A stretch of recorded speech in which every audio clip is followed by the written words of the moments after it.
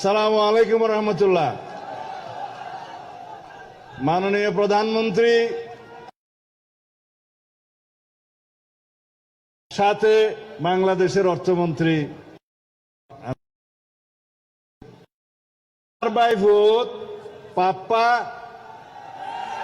কথা যা হওয়া পরে হই দিয়ে দাবি দেওয়া যা দিয়া পরে দিয়ে দিয়ে কিন্তু যা চাই ইয়া তোর বেশি দিলে কি আপত্তি আছে না?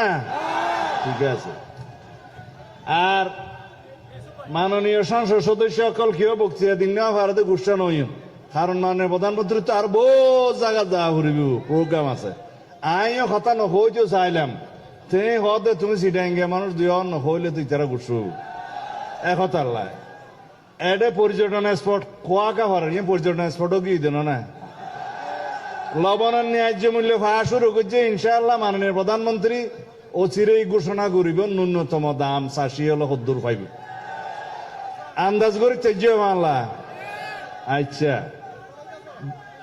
বাদ বাকি বেরিবাদর মন্ত্রী সহ বেগ কোনরে এটা বাঁশখালি আইরে পরিমাপ করি বললে ইঞ্জিনিয়ার আই বললে আর দিম আজিয়া মাপ করন সময় নাই। বাঁশখালীর উন্নয়ন যা যা করা পরে মাননীয় প্রধানমন্ত্রী করিব।